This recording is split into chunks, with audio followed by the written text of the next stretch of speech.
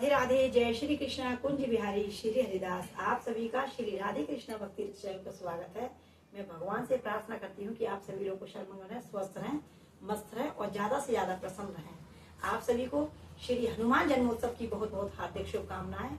आज मैं हर श्री हनुमान जन्मोत्सव के उपलक्ष्य में श्री हनुमान चालीसा का पाठ लेकर आई हूँ। अगर ये श्री हनुमान चालीसा का आपको पाठ अच्छा लगा हो तो आप इसे लाइक करें, कमेंट करें और आप ज्यादा से ज्यादा हमारे चैनल को सब्सक्राइब करें। बोलिए श्री बजरंगबली हनुमान जी की जय हो।